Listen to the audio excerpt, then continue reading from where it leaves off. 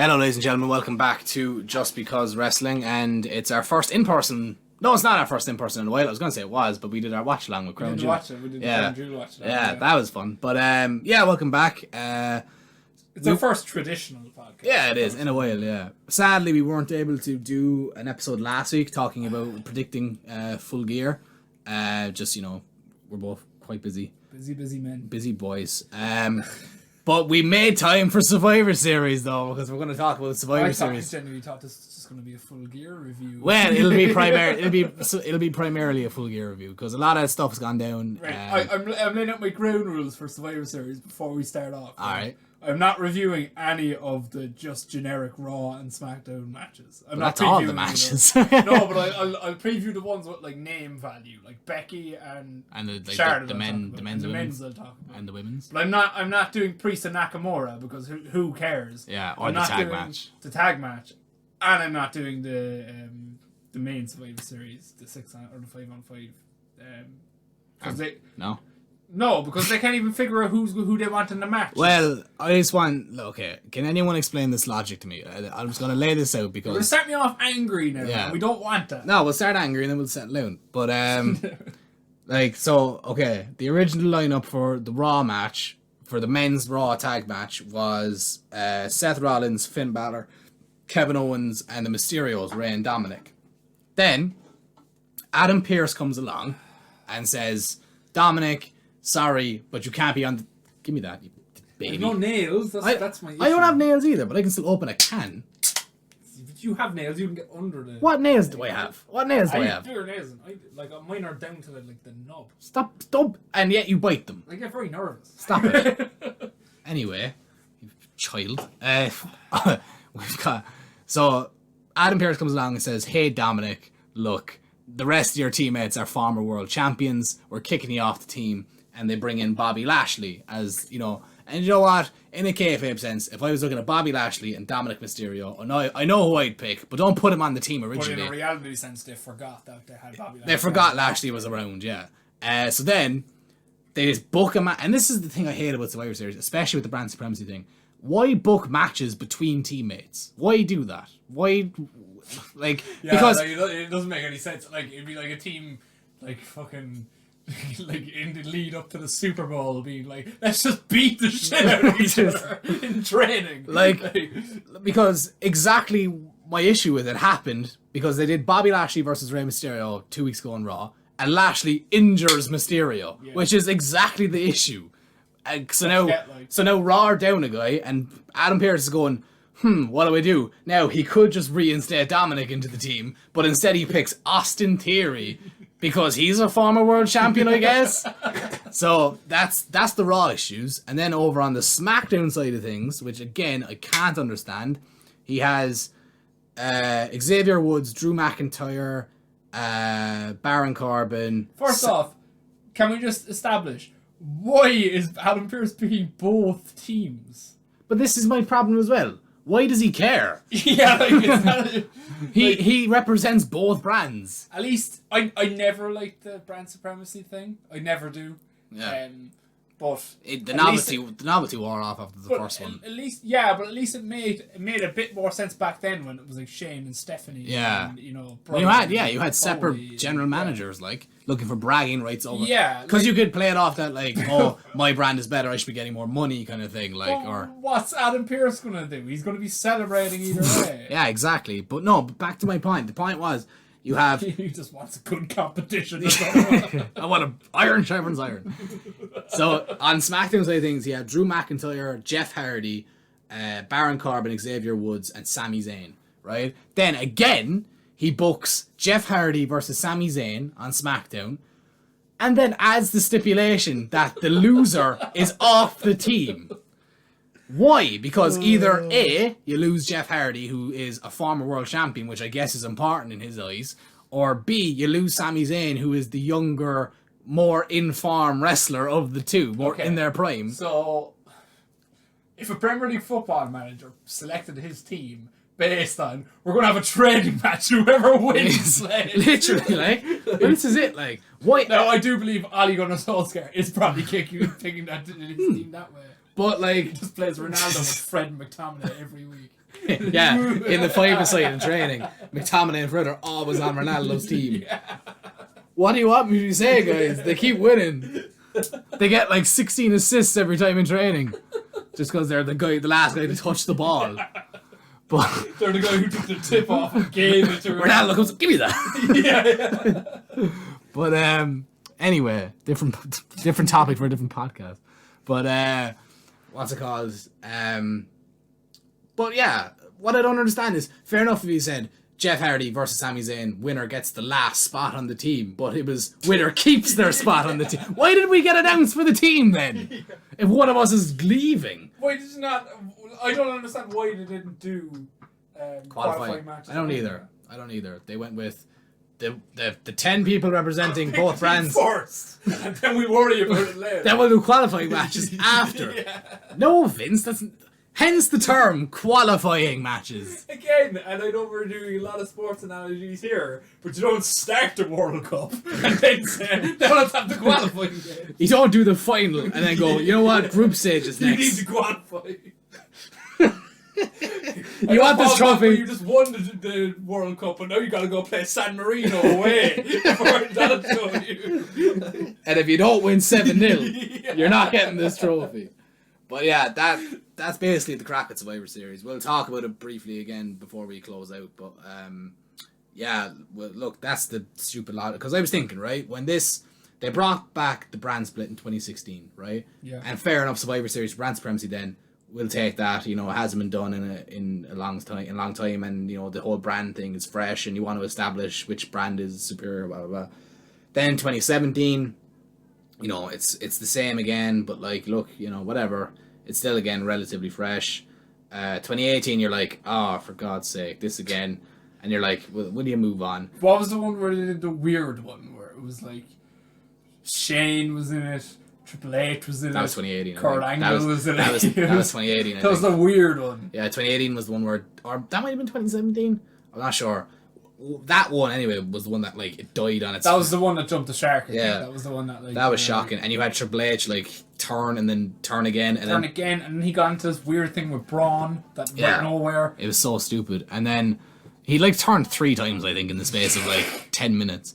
But then you had 2019. Was actually good because NXT got involved and NXT actually won the Survivor Series, and like it was actually fresh and new and great. Yeah, but let's not give WWE credit here. The reason that was NXT I know had to get involved was because and again, of the this is Saudi Arabia show. Yeah, and again, this is the annoying thing with WWE. Like when their backs are against the wall, they always seem to pull it out, and it's quite annoying. But like 2019, you had NXT win, and everyone was like, okay, you know what, that was cool, that was fresh, that hasn't been done.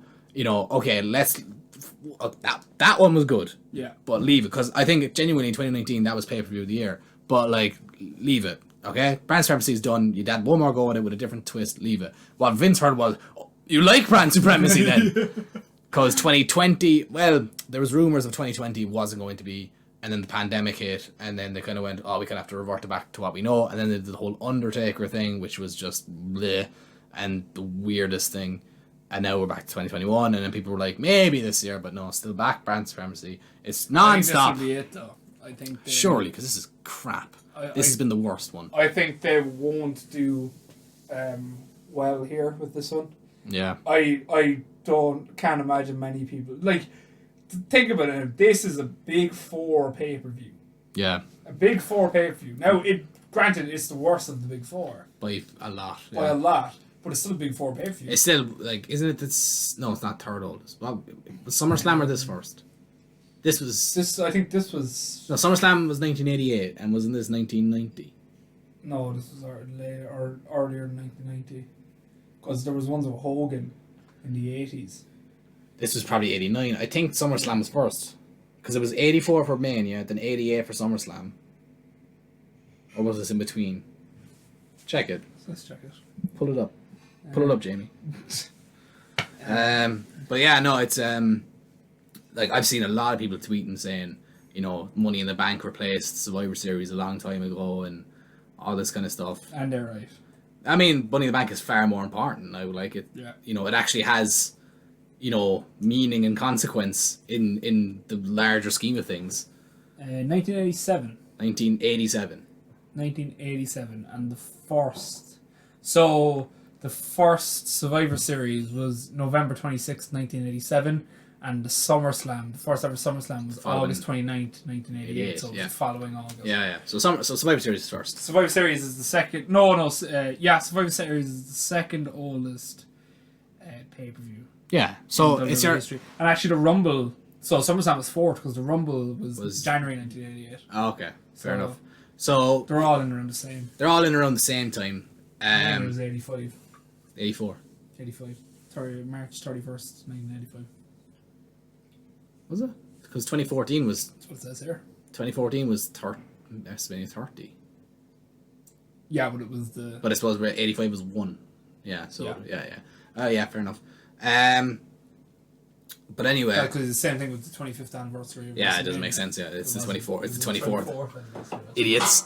But so yeah. Anyway, Survivor Series has just gone so rapidly downhill over the last couple of years, just because no one cares. It's just honestly. The brand I'm not saying this. I'm not saying this to be funny or anything, but the last significant Survivor Series, the last Survivor Series I can properly remember, and bear in mind, I think I've watched them all live in the last. I watched them all live for the last few years. But the only one I can really remember is the one that Sting debuted at.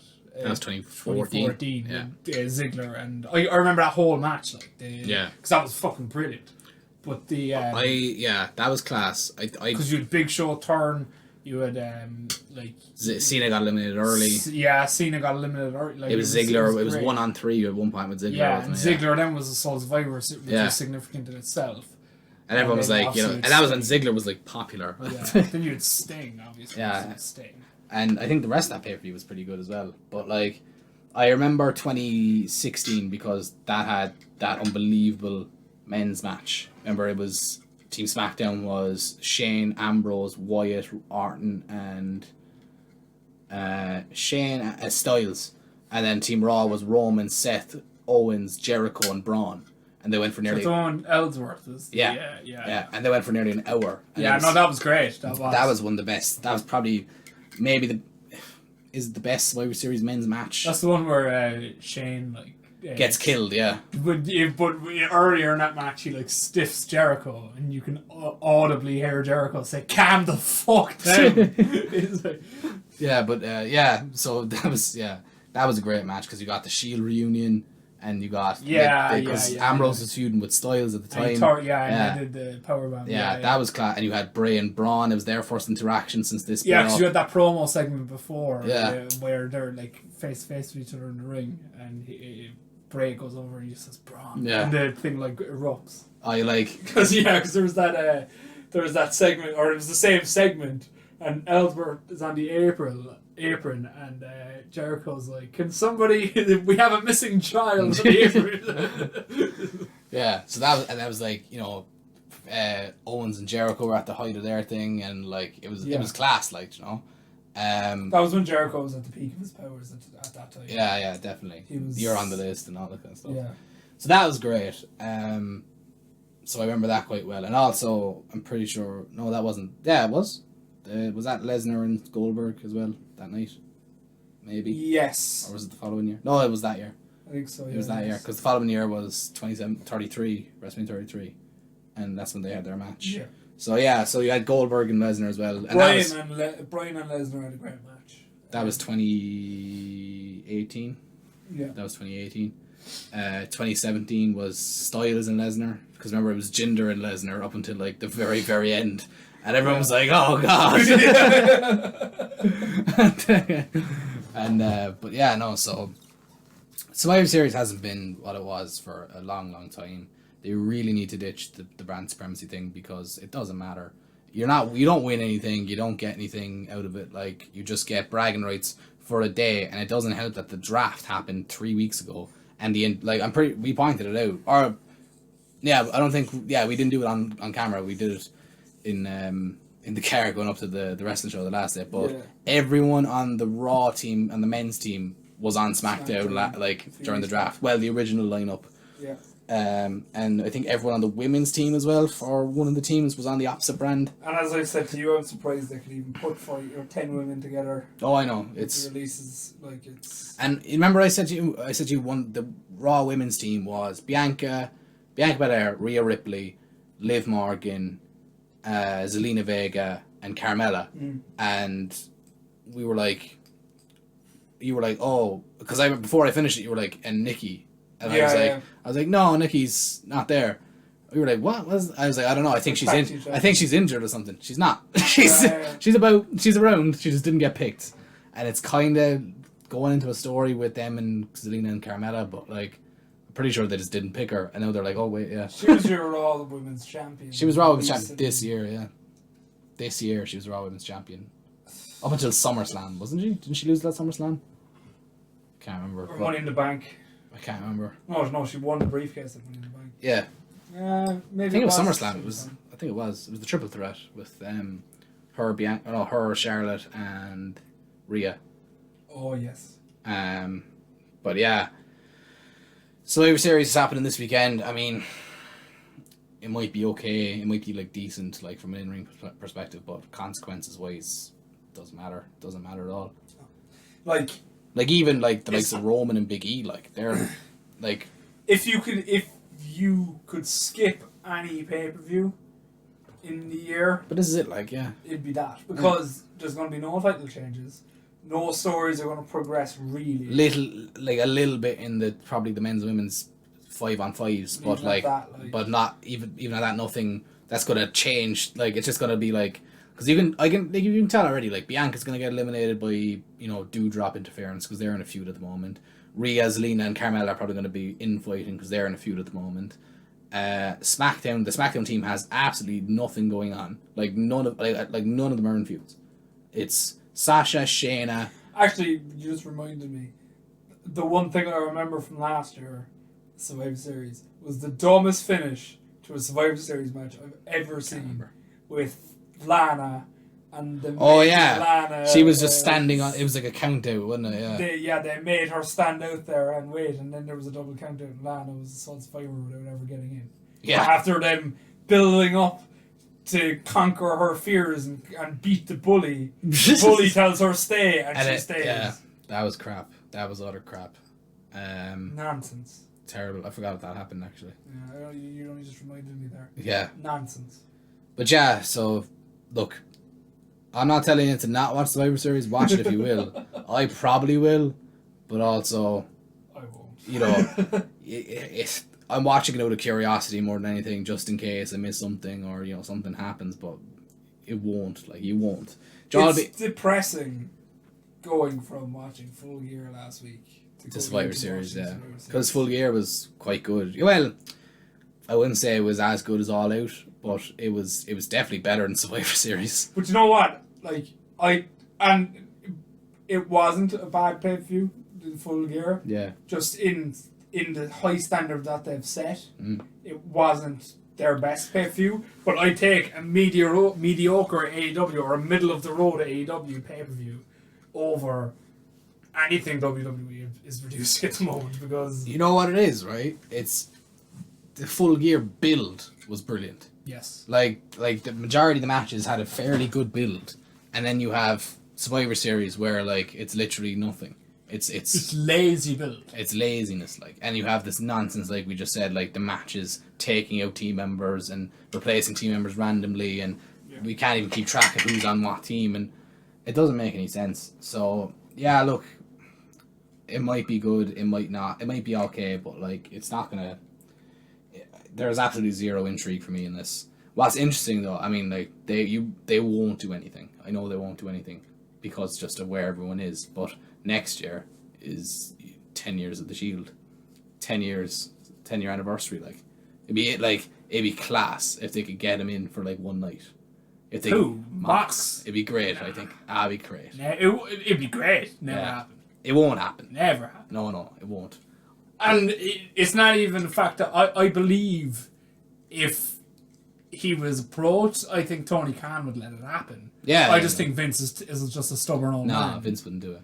But like, I don't want them to like reunite and hug and be friends. I want them to stand in the ring and be like, fuck you, no, fuck you. And I'm the best. No, I'm the best. No, I think it'd be cool just to have an interaction with the three of them. That'd be great. Even if you did something like they're in the match, like whatever match it is, or you do something with Roman and Seth, and they get beat down by somebody, and then Mox makes the Mox come out. That'd be class. 10 years, do the hand in, Mox goes back. That would be cool. That'd be great. Like I'd love that because the Shield are probably top 3 greatest factions of all time. I would say. In all of wrestling, or in WWE. Definitely WWE. I don't know about all the wrestling, but WWE anyway. 4 Horsemen, the NWO, WWE. Yeah, but I'm just going of all time. All time. I'm trying to think. Yeah, like DX. See, DX is fine, but like the thing with the Shield for me is that you got 3 of the biggest main event stars for like especially Roman and Seth anyway. Yeah. Like obviously, you know, Ambrose or Moxley, whatever, left, but like even still, you got 3 world champions that were your main event scene for 5 years. Evolution's up there for me. I think Evolution is quite important. Just because it's New Day, you can't. New Day. I think if Woods wins the title, if Woods gets a world title reign, then I think you have to put them up there, top 3. They'll go. WWE named them recently the greatest faction of all time, didn't they? Greatest tag team. Just tag team, but not faction. But like, yeah, I mean, if you give them one more world, if you round out the world titles, like. But like to your point, like it took 3 mid-card, middle-of-the-road guys destined to go like, nowhere, and made 2 of them world champions. Yeah. And won the King of the Ring. King of the Ring, yeah. And like, you know, broke records, you know. Yeah. Longest reigning tag champions of all time and all this kind of stuff. But where the Shield rank as factions, yeah, I could see top 3. I could see the argument for. Like I think NWO are up there. Definitely. NWO have to be up there. 4 Horsemen. I'd like.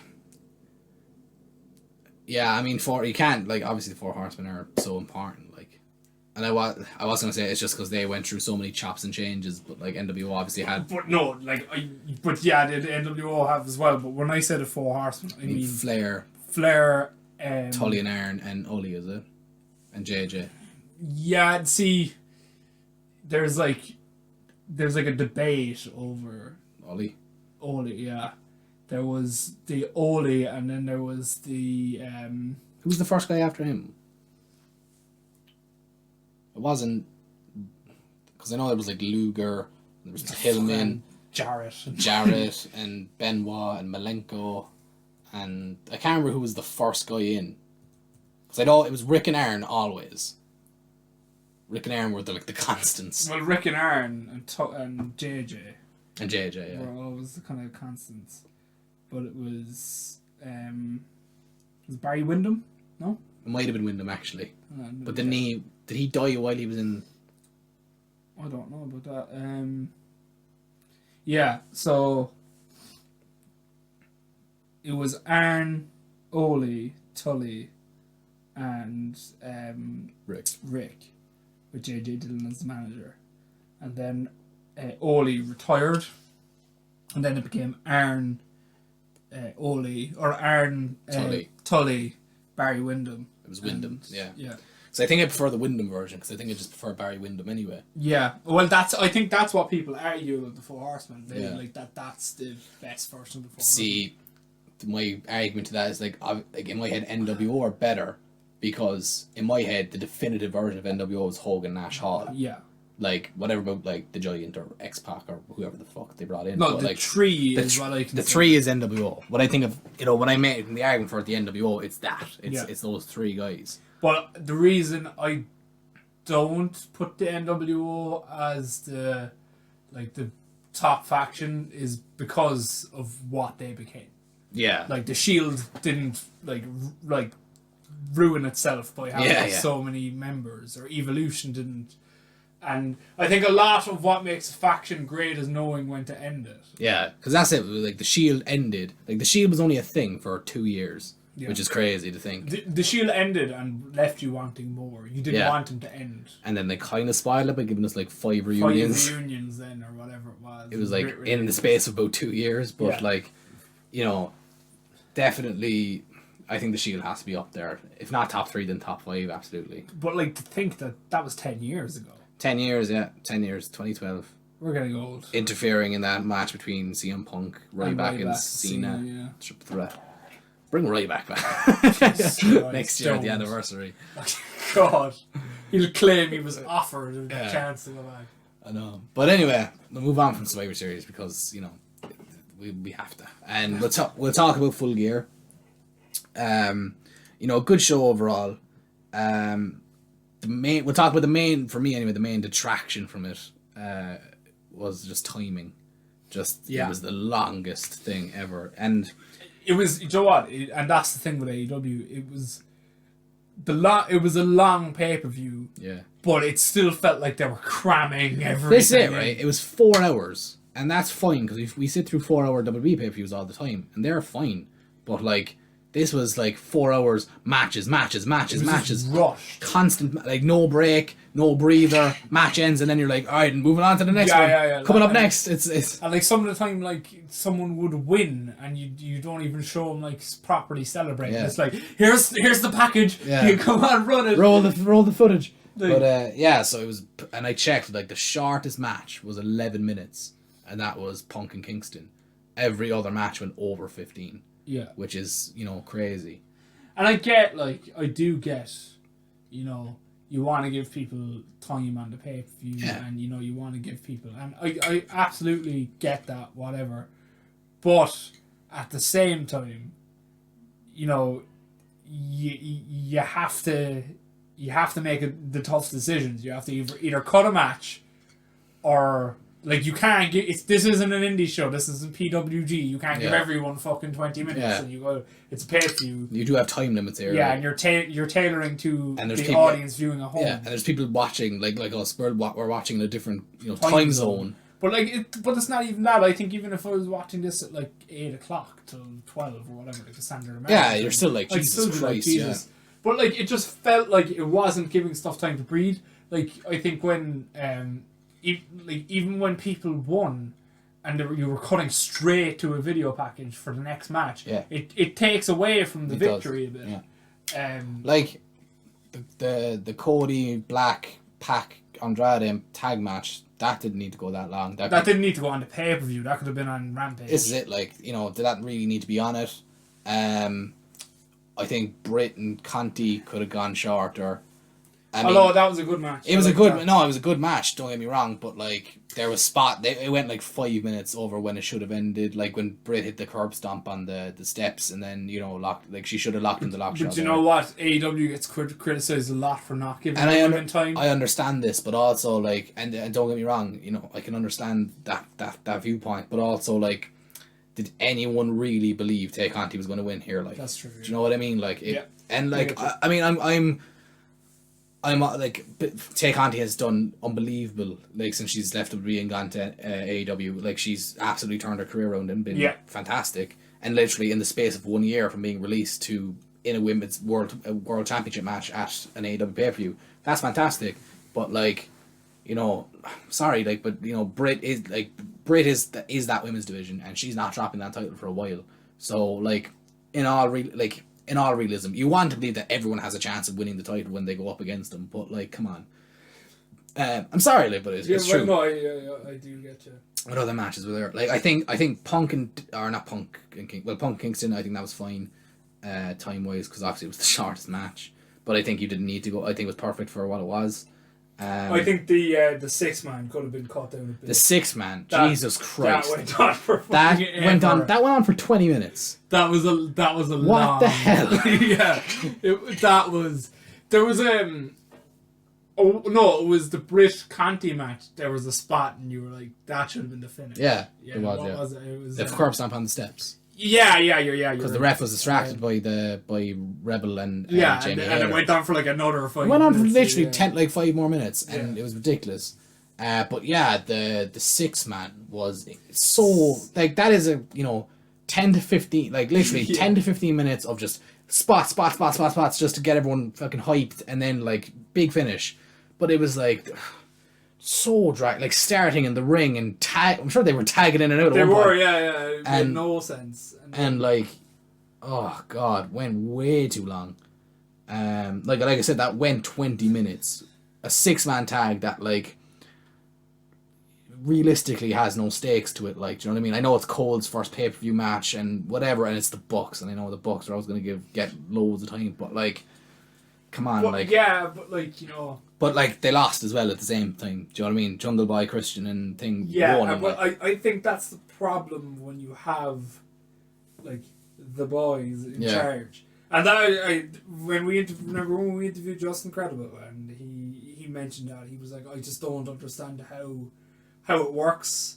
Like how you can run a company and be one of the boys and there not be conflict. He was like, they have surely. There has to be. Yeah, because they're wrestlers at the end of the day, and wrestlers have egos, and like they're gonna want to be like. But that's what I mean. Like if I was, if I was looking at this objectively, the Cody match did not need to be on the pay-per-view. No. The Bucks match could have been cut.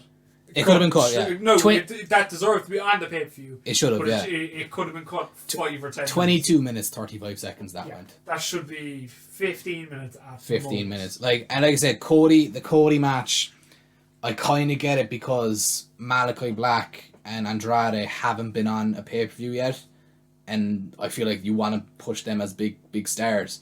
But also, they put them on the pay-per-view and lost. Like, why do that? Britain Conti went 15 minutes. That should have been 10. The fucking Minneapolis street fight with the Inner Circle and ATT went 1952. Yeah. 20 minutes that went. That should have been 10. Half that match. You don't need to do all the bollocks. Like, genuinely, just have it be. Admittedly, I missed that match. I was on the toilet. There is a toilet break match. But I watched it and it was fine. It was okay. Like, do you know what I mean? I didn't need to see 20 minutes of it. Like, I kind of zoned out for the finish, to be honest. I was kind of just checking my phone and stuff. The finish was cool. The Guerrero tribute. The Guerrero, I saw that. Yeah, that was cool. Obviously because Jericho and Guerrero were such good buddies. friends. Yeah. And it was the anniversary of his death. Yeah, and, like that's cool. But like you could have done that after 5 minutes rather than. I don't need a segment of Andrei Arlovsky going one-on-one with bloody Sammy Guevara. Like, do you know what I mean? I don't need a segment of him doing a spine buster or whatever he was doing.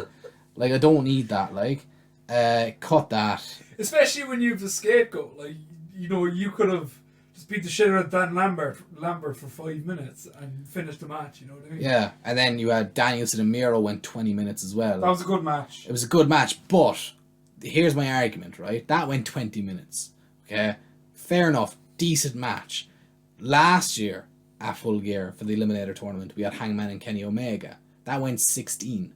Yeah. Like, why not do Miro and Danielson 15 minutes? Yeah. Why not cut 5 minutes off that match? It's the American Dragon. It is, but it's also like it was a good match. Don't get me wrong, it was a good one. Oh, but I get what you're saying. It did kind of drag a little. When you consider, like, you could have added all the time you cut off there and added on to the main event. Yeah, because that's the thing. I think for all the matches that dragged, I thought we could have gotten another 5 more minutes out of Kenny and. Yeah, because I genuinely, and like we talked about it, you could have genuinely done the spot where he kicks out the one with the Angel. That didn't happen. He hit Omega with it. That was the one thing that annoyed me about the match. Yeah.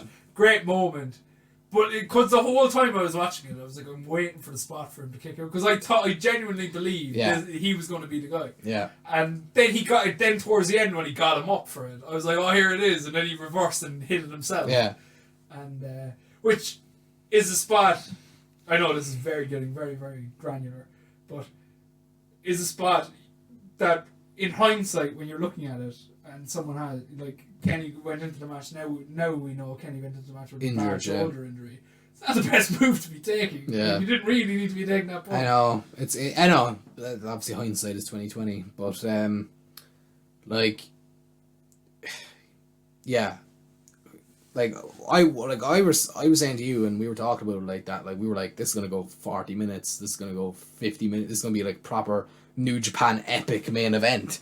And then it went 25, and it was good. It was, don't get me wrong. It was a great match. It was it was a great match. But I just think, and I think we've seen this with a lot of AEW pay-per-views. Don't get me wrong, AEW have produced some brilliant pay-per-views. Some of the best pay-per-views we've seen in a long time. Yeah. But they're not perfect. There's always that timing issue. There's always that one match. Like, was it Full Gear? Was it Full Gear last year? No, it was Revolution. This year? Revolution this year. And you had Sting and Darby against Team Taz. That went quite long. That went fucking forever. That went... Was that this year? Yeah, it was. It went... How long did that go? That went... It actually only went 13 minutes. But jeez, it felt like forever. It went 13 minutes, but you also had the TNT, the ladder match, the Face of Revolution ladder match. That was the most botchy thing I've ever seen in my life. Yeah. That went 23 minutes. Hangman and Matt Hardy in a singles match went 14 minutes. Matt Hardy does not need to be wrestling 14 minutes. The casino, the battle royale, the tag team battle royale. Remember that? Yes. That went 26 minutes. Yeah. The box match went 17. Like, yeah, again, matches. Again, and you know, you could cut a minute or so of all these matches and leave time to breathe. But I think, and I've said this before about AEW, I think they're trying so hard not to do things that WWE way, do. yeah. But like WWE for a reason as well, like you know what I mean? Vince, for all his flaws, Vince has been successful for a reason. Yeah. You need to you need to take, and I've said this before, I've definitely said this before, you need to take the good aspects of things that Vince has created and eliminate the bad things he does and learn from the good things he does, you know what I mean? Yeah, definitely. But they're just, Vince does that, so we're not doing it, you know what I mean? So they're not doing the basics, some of the basics, because Vince does them. Yeah. And cutting the toilet break match, the backstage segment in between matches to give us a rest. I never before the pay-per-view felt like I was drowning more than this. What is it even the tag match was great, but went slightly long. Yeah, it went like 18 minutes. Yeah. And 13. I missed half of that as well. I couldn't. Your I had a jar of dip, and I couldn't open the jar of dip. And it was I stay in Emily's house, so I'm not used to the kitchen utensils out there, so I was out in the thing at 2 o'clock in the morning, banging the thing. Give me the dip. Eventually, I just gave up. I didn't even open it. It was still sitting on the counter, unopened the next morning. Fuck's sake. But yeah. But yeah, do you know what I mean? Know what matches, for example, last year at Full Gear we had FTR versus Young Bucks. Yes. Absolutely give that 20-25 minutes, because that's a match it's a dream match. It's a match we've been building to for years. Yeah. Online. Absolutely give that time. But the FTR versus Lucha Bros, albeit that's a great match to have on paper and both guys will give you a great match, you don't need to give it nearly 20 minutes. Yeah. I know you want to make your tag titles seem important and whatever, and that's fine, but also I have no problem giving that 20 minutes. You don't need the 6-man to go 20 something. But just give the time to the matches that have the story behind it. Yeah.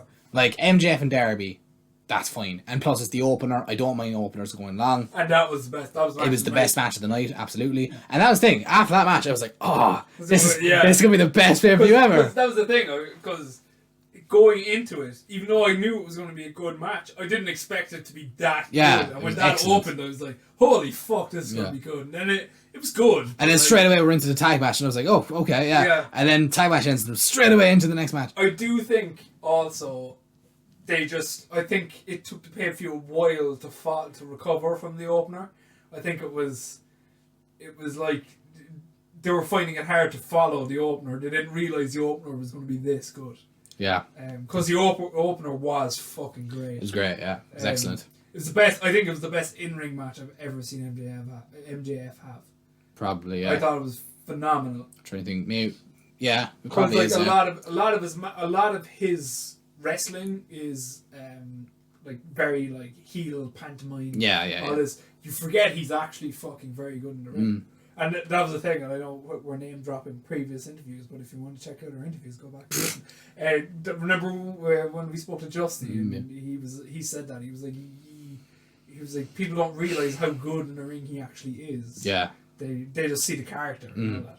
Yeah, no, I mean, great. and I think that'll be kind of accentuated in this feud now that he's in with Punk, because cutting forward a bit now, on Dynamite last night, we kind of got, because this thing, like, I always look forward to the Dynamite after the pay-per-views, because it's like the Raw after Mania. It's like the reset. It's like the reset. That's one of the brilliant things about AEW is that, like, they end feuds at pay-per-views. Yeah, like, it's not as if they're wrestling again on Monday. Because and that's part of the benefit. Yeah, and that's part of the benefit of having the big gaps between the pay-per-views, because you're like, right, we know this is going to end at the pay-per-view, so let's figure out how we're going to get there, which is the perfect way to book. That's how you do it.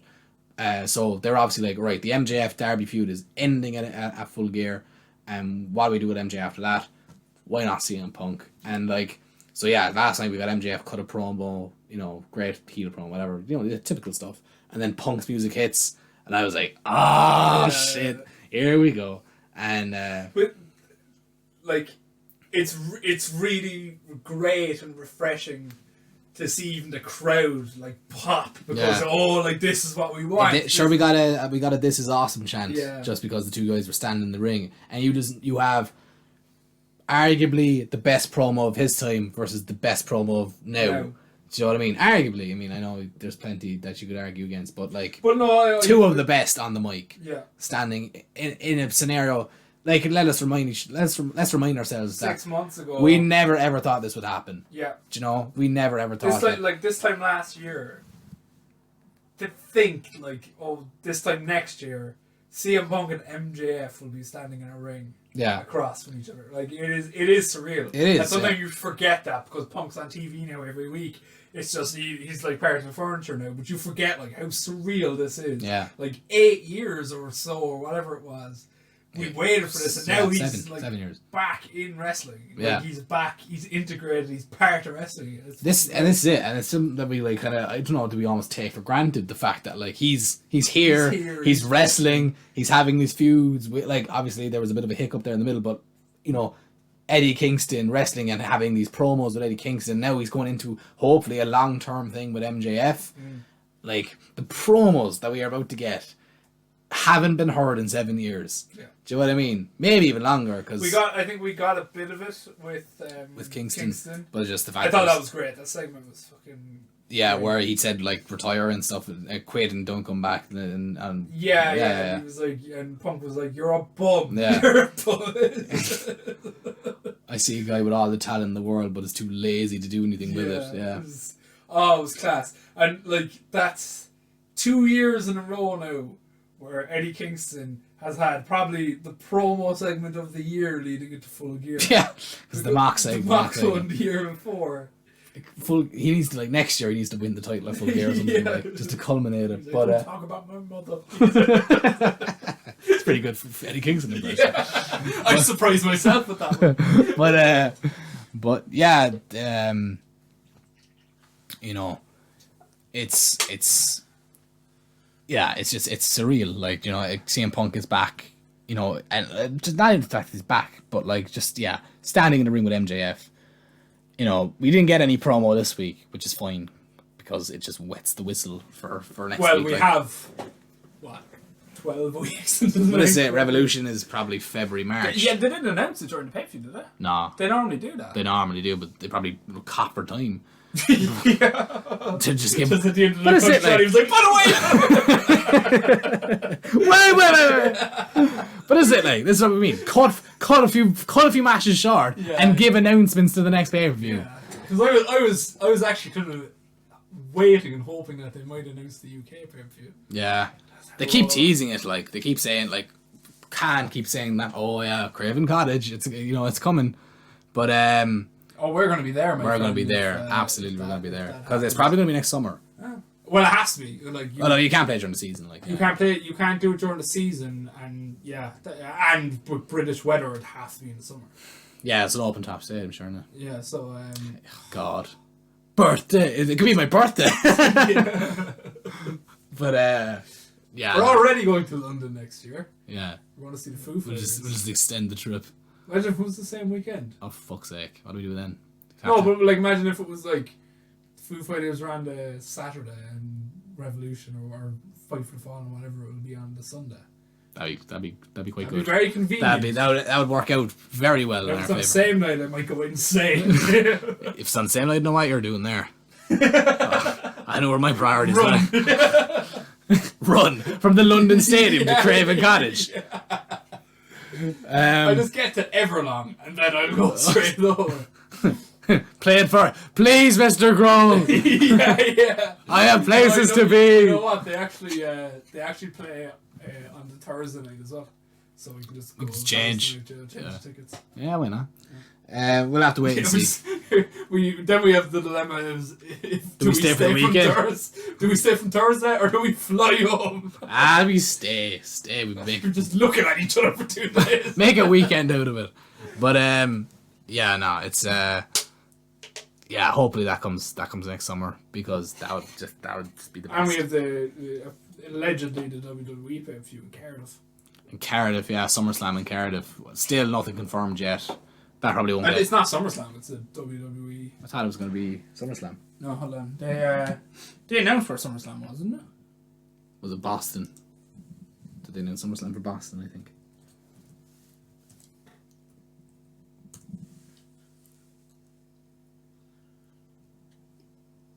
SummerSlam I'm is feeling. taking place in the Nissan Stadium in Nashville, Tennessee. Oh, Nashville. Okay, never mind then.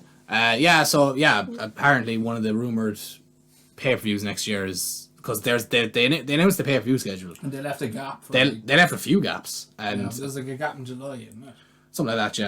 Yeah. Apparently the talk is. It'll definitely be the same weekend as whatever AEW run. I think that's what they're waiting They're just for. waiting. They're definitely Your are. first move, Tony. Go on. Go on, Tony. That's a nice stadium you have there. I don't care. I'll go to the AEW pay-per-view. I think I'd rather go AW pay-per-view. It's just because, like, how many times are we going to get the opportunity to see CM Punk wrestle? This is Punk and Danielson. And Danielson. Do you know? Yeah. They- Oh yeah, we'd have to. It's AW. And Jericho. I've never Jericho seen as well, Jericho actually, wrestle yeah. live. I haven't either. Jericho. Who else could be? Sting. Sting. Never in my life I thought I'd see Sting wrestle. Sting. Yeah, definitely. Just like Roman and Seth are going to be around for years. Yeah. We'll talk to it. We'll touch it. Yeah, this is it. But no, yeah, AEW. Come on. Yeah. Unless The Rock is on that other pay-per-view. And that bastard Vince will do it. He'll play with me. They'll have it all the same night. Foo Fighters will be over there. The Foo Fighters are going to play The Rock out of the ring. But no, so yeah. Yeah, well, let's hope. Hopefully now it all works out and we can go to everything. But like, it could be an expensive summer. But I was going to say. Sorry, Emily, no holiday for you. My girlfriend's on Pleasant for the summer. I can get away. I can get away with everything. What, I could just convince Emily to go to London for a holiday and just forget to mention that you're coming with her. I'll meet you at the airport. Hi. Yeah. What are the odds? Wait, are you going to that AEW pay-per-view this weekend? Did you get a third ticket, Jack? But yeah. So. Go to Emily sitting there with cult personalities. CM Punk. He's staged so you can top us. But yeah, I suppose in other news on Dynamite last night, we also got an apparent Bryan Danielson heel turn. It was. I wouldn't say it's a full heel turn yet. Do you know what? I think it was. I saw people being like, "Oh, he turned heel." I'm not gonna, unless he does like heel things. Yeah. I'm not gonna say. I think he was in the hometown. Yeah, he was playing the heel in the feud. Yes. But I don't think he was heel, if that makes sense. He did turn heel on Sammy Guevara's blog this week. Did you see that? I saw that. Yeah. It was like, he hates blogs or something. It was like, "Do you have any word for my blog?" And he was like, he's like, people of the world, if you don't, don't waste your time watching other people's vlogs. Yeah. Go out and do your own thing. Yeah, I mean, like, we were talking about there before we were recording, like, Bryan Danielson, or Daniel Bryan as well, you know, back at WWE, like, he's this anomaly of, like, this super likable person who everyone loves. Everybody loves Bryan Danielson. Find me someone who doesn't. And both in kayfabe and out of it, and yet he can turn heel on a dime and be super effective and get nuclear heat for it. Like, the fact that when he turned heel in WWE last, and he was like, you know, save the planet, all you, you know, gas guzzling, you know, pig eating, you know. It was brilliant. Everyone was like, yeah, boo, the environment. And you know what? He doesn't get enough credit for Kofi Mania. Because it took a fucking good heel to make that what it was. Yeah. Like, it was, at the end of the day, Joe, Kofi's fantastic in that. Like, everyone loves Kofi as well. Again, one of these guys that you can't help but like. Yeah. And, like, you know, but still, it's also like Kofi Kingston in WWE Championship match. You know, it is. But like Bryan Danielson or Daniel Bryan made that. Yeah. Especially going to the B+ player thing, and that was so. Yeah. So good, and he's one of the very few that, like, he's world class at both. Yeah, he is. He is one of the world. He's one of the top 5 baby faces and top 5 heels of his generation. Yeah. Very few people could do that. Yeah. Hogan could do it. Punk could do it. Shawn Michaels could do it. Yeah. Like, very, very There's few. not many. Flair couldn't do it. Flair couldn't be a face. Flair's a shit baby face. Like, Triple H is a bad baby face. Triple H was a bad baby face. Rock could do it. Rock can do it very well. Was a great babyface. Austin was a bad heel. Austin was a bad heel. He can't do it. Austin was a good heel before he was Austin.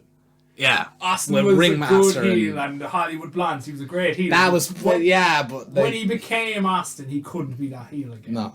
And you could argue that, like, having, like, DiBiase and Pillman and having people around him helped it. Kurt Angle was never a great face compared to him being heel. He's a far better heel, but, like... But I'm on about, like, that people who are on the same level. Like Hogan. Bret. Hogan getting enough credit. Bret? No. Don't think so. Not as effective as a heel? No. I think Bret had that one run in WWE, the anti-American run. Yeah, that's what I'm referring to. Yeah. But, like, look at him as a heel in WCW, he wasn't good. Yeah, no. Crap. You know who I could argue as well? Vince. Vince can make you care about himself sometimes. Vince is loved. You're talking the best heel probably of this generation, of all time. Yeah, arguably, yeah. No, Vince is by far a better heel. Yeah, I suppose. Trying to think who else. Like Roman can't be a face. Roman can't be a face. Roman can't be a face.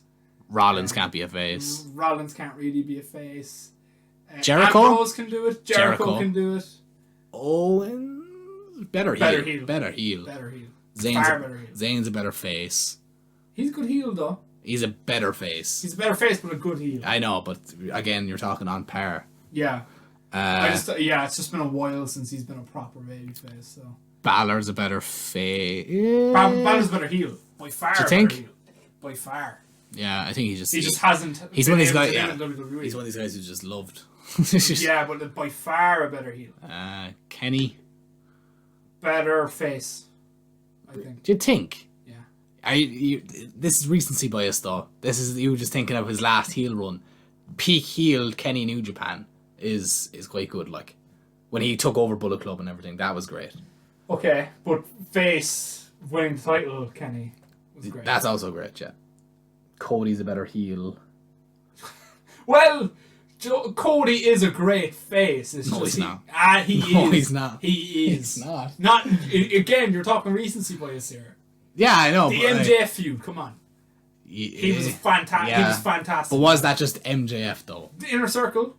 He did the same with the Inner Circle when he wrestled the Inner Circle. When they did that segment where he came up and smashed through the thing. Yeah, I guess, but then he pigeonholes himself like Joe, like that, like fucking not. I'll never ever win challenge Yeah, title like, again. Fuck off. He's his own worst enemy, but I will say he's a brilliant heel and a brilliant face. Okay, I think he's better heel though. A better heel though. Yeah. AJ's up there. Yeah. AJ's up there. He can do both as good as another. Yeah.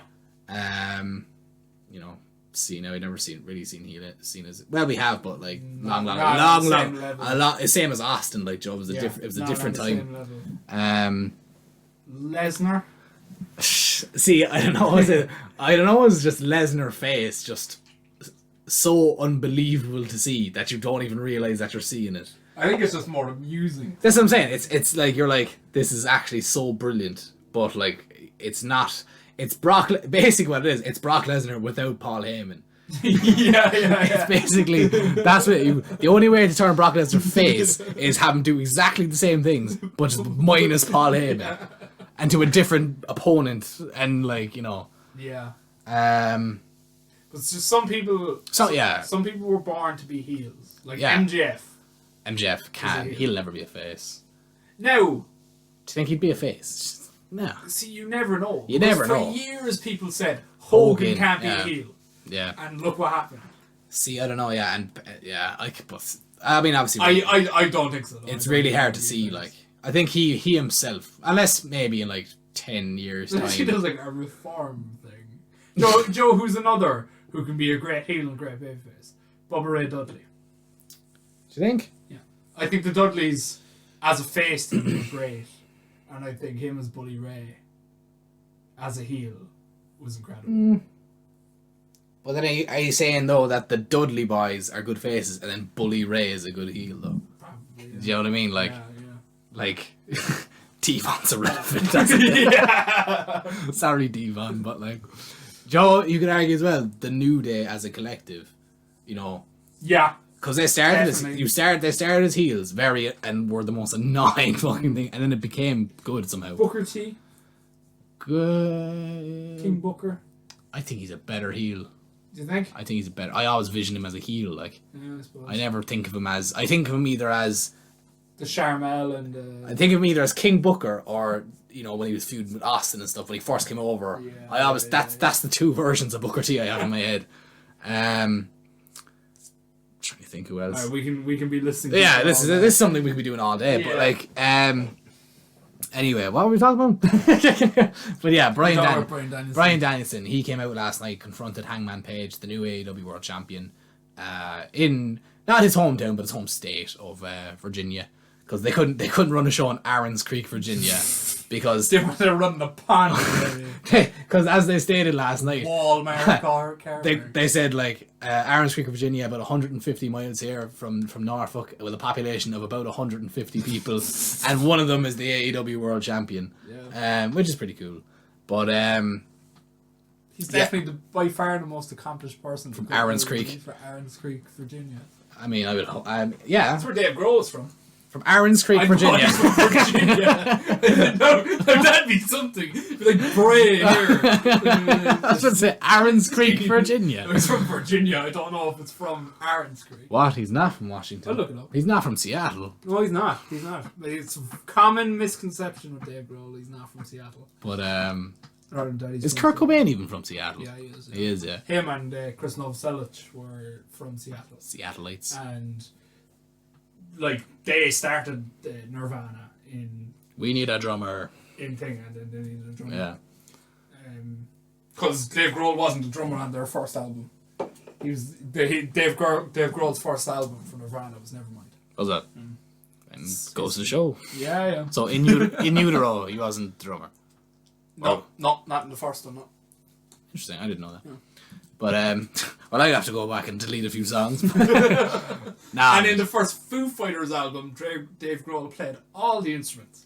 Not at the same time. Henry Tor. No, it was a one-man album. And he called himself the Foo Fighters. Yeah, because he didn't want to go. He didn't. He wanted to release. He wanted to release an album. What an idiot. He wanted to release an album and not be known as the drummer from Nirvana has released an album. I mean, you're telling me that wouldn't sell? No, he went under an alias. Foo Fighters. Then it became. It's to do with UFOs. He comes. Wasn't he looking up? Oh, is Dave Grohl from Aaron's Creek Fishing? He definitely comes to like the studio and goes, so I want to start a band. Oh yeah, no problem, Dave. Who's in the band? Just me. So it'll be me on lead vocals and guitar, and then on the bass it'll be me, and then on drums me again, and then just backup vocals. I think I should do that. Springfield, Virginia. He's from Springfield. Fair enough. I mean, he was actually born in Ohio, but grew up in Virginia. Grew up in Virginia, but the first question underneath is Dave Grohl from Seattle? That's it. Like, do you know what I mean? You think of Nirvana, you think of Seattle. But yeah, so I was saying again. Oh yeah, so Danielson comes out, confronts Paige, and he's like, whatever, congratulations, blah blah blah. But I'm kind of disappointed that it's not Kenny Omega. And then I thought it was brilliant from Paige saying, it's not Kenny Omega, but I was able to beat him in under 30 minutes, which you couldn't do. Yeah. And I was like, oh, cowboy shooting from the hip. But yeah, no. So and then Danielson was saying like, you should be wrestling tonight. When I won the world title at WrestleMania, I wrestled the very major heat. How dare you, sir? WrestleMania! How dare you mention the most prestigious event in all wrestling? I hope they lean. What I love, I love like all those fans in the crowd are like, boo, boo WrestleMania, and then WrestleMania run around.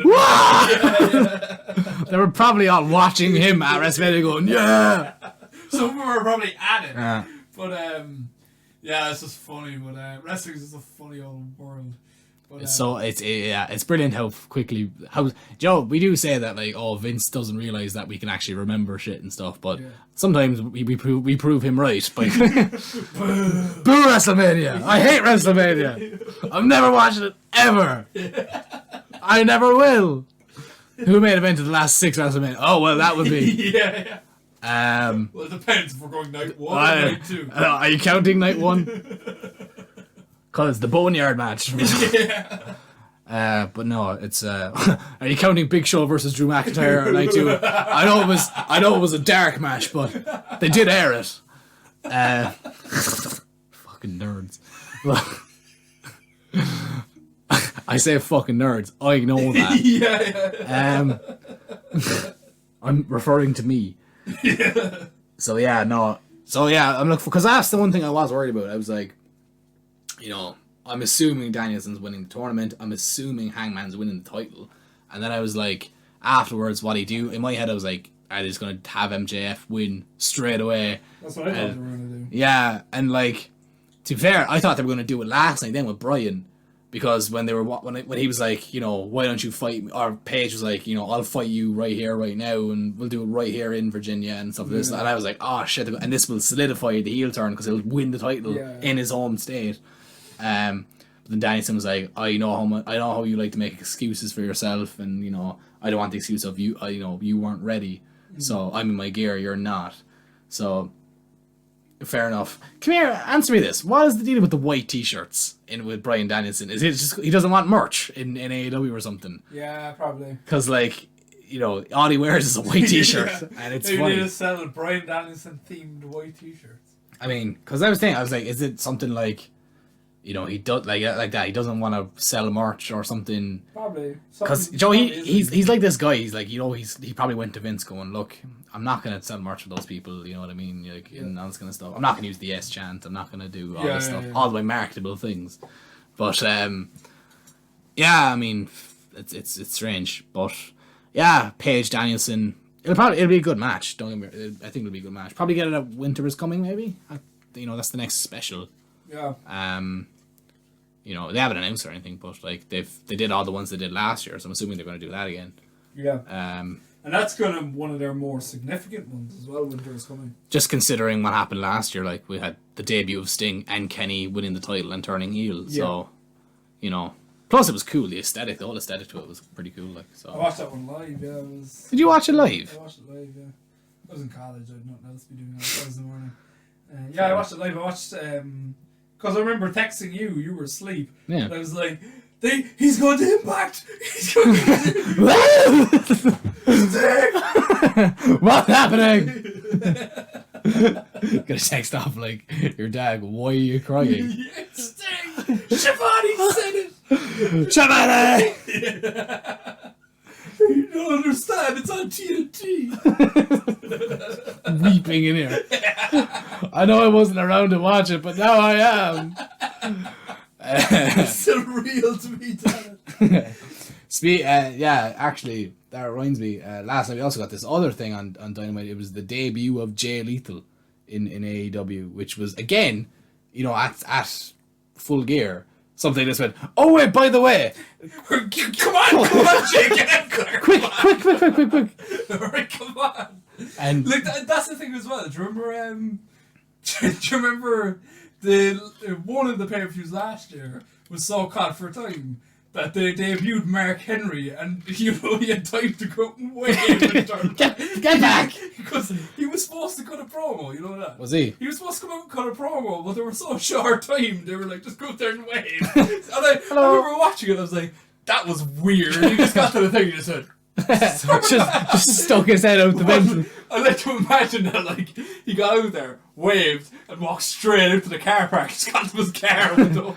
It's like, well, there's a night's work done. It's like, do you remember? It's like, do you remember the episode of The Simpsons where they have the soccer game when it's like, you know, it's like the first soccer game in Springfield ever and stuff, and they hype it up as this massive thing. He holds it. Yeah, that one. Yeah, but it was you know. First, a word to talk about our sponsors, Pele. Yeah. And like Pele comes out and he's like, use whatever the product was. It was like, use certain beer or something like that. And then your man just gives him a sack of money and he just walks away. It was like, that's definitely, it was like, Mark, go out there and wave. And he waved, comes back 20 cans, hands him a sack of money. But yeah. So we got, so basically, who came out and announced it? Was it Shivani? I can't remember who announced it. What? Jay Lethal. I was on the toilet still, so I missed all yeah, day. because I came back downstairs and you were like, Jay Lethal. I was like, where? No, but I think it was Siobhan. I can't remember. It was early in the morning. I can't remember. But so Jay Lethal came out and was like, I watched Shivani because he went Shivani, and I was like, all right, yeah. But he was like, you know, I heard there's a TNT Open Challenge, you know, blah blah. And then Sammy Guevara came out and confronted him, and they had their match last night, which was pretty good. But he lost. But yeah, so that was the thing. It looks they signed him. Yeah, they announced that he's signed to AEW. You know, which is a pretty big deal, I guess. Another big guy, another big name gone to the AEW, and he's the first of the Ring of Honor people to go. Like, you know, yeah. Especially after that, like, because that's the thing.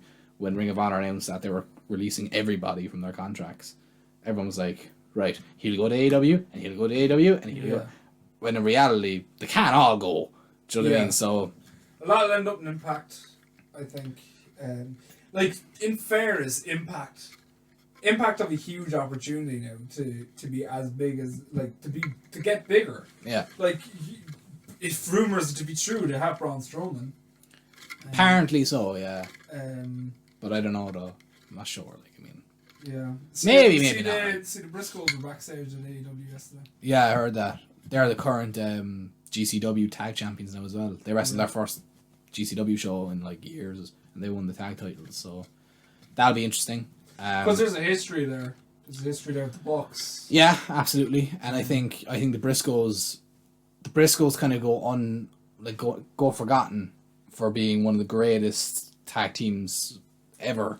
Yeah. And people forget. It's because they've only been in Ring of Honor. More or less, like, obviously they've had little exploits in New Japan and stuff, but that was through Ring of Honor and that relationship. But like 11 time Ring of Honor World Tag Team Champions, you know, former IWGP Tag Team Champions as well. Jay is a 2-time World Champion. Yeah. You know, it's they're class. Like the Briscoes are class, and have been there since literally day one in Ring of Honor as well. Yeah. So that'll be interesting to see what they do. If they eventually show up or not, because like that's the thing, AEW undoubtedly have the best tag division in wrestling at the moment. So adding the Briscoes to that, like imagine FTR versus the Briscoes, or again the Bucks versus the Briscoes now, or Lucha Bros versus the Briscoes. Santana and Ortiz versus the Briscoes. Literally take your pick. Any number of tag teams versus the Briscoes would be insane. Party, the list is endless. So that that can only be good. I think there's a lot of rumors circling around Brody King, apparently going to AEW. There was speculation about him showing up at Full Gear and stuff, because there was a lot of talk. A lot of people were talking with Malachi Black. Because he announced during the week that he has talked to Tony Khan about making a House of Black faction, and he does plan on adding people to it. And Brody King was like the immediate number one because they're real life friends. He fits the look. They're PWG tag champions as well currently. And what did someone said it. Someone recently came out and said that like AEW should be targeting. No, I was going to say it was a Booker T, but it definitely wasn't. Who was it? I know I thought Booker T. Someone. I think it might have been one of the Busted Open guys or something like that. Maybe, but they were saying like Brody King should be the guy they sign because he actually is really good. Yeah. So yeah, he might head over. You have the likes of like Bandido. I feel like Bandido might go because he was obviously at All Out, and he's insane. He's also this unbelievable wrestler. He's also the current Ring of Honor World Champion, current PWG World Champion. Ticks all the boxes for. So yeah, it'll be interesting. But like I said, they can't sign everyone, so it will be interesting to see who goes and who actually makes the cut. Jay Lethal, maybe an obvious one. Jonathan Gresham as well, I say, would be a good guy to get. He's been arguably the best thing about Ring of Honor for the last while. Yeah. With the foundation, with Jay Lethal. He had that big long run as ROH Pure Champion as well, bringing that title back. So, yeah, I don't know. But yeah, that Dynamite was pretty good. As well, set up a lot, which is the main thing. Yeah. That's the main thing you want on a post pay-per-view show, is you want to see what's next. That's why you watch. You want to see what comes next. But yeah, it looks like we're getting MJF and Punk and Hangman and Danielson. I mean, I can't complain. Can't complain though. And they sowed the seeds for when Kenny returns. Did you not see that? Not sure. I missed it. So did you see you didn't see the backstage? So with Kenny and the Bucks. No, I didn't see that. Oh, so this is interesting. You'll enjoy this. Okay. So there's a backstage with Kenny, the Bucks, and Adam Cole. The four of them. And Kenny explains that he has to go away. He has certain things to think, and he says, "I know you will take good care of the Elite while I'm gone." And Adam Cole says, "Of course I will, Kenny. I'll take good care." And Kenny says, "I was speaking to the Bucks," and that was it. This is and if what I said to you comes true, I swear to God. I think that's what's going to happen now. Because he says, it ends with Kenny saying, "I was actually talking to the Bucks." That rustles my jimmies. Yeah. Whatever that mean. But yeah, that's so it's set to and especially that they announced on Rampage that it's Adam Cole and Bobby Fish versus Jungle Boy and Luchasaurus. That's very interesting, isn't it? I'll be counting them the days in December anyway. Until Kenny comes back? No, until Mr. O'Reilly makes his debut. And we get this new version of and Vince will just hold on to Roddy. He's mine. Stick Roddy out to one of those Undertaker's lifetime contract. He's mine. He'll never get the. I need the Cruiserweight champion. Is he the Cruiserweight champion? Yeah, he's Cruiserweight champion. Is he? Yeah, Diamond Mine.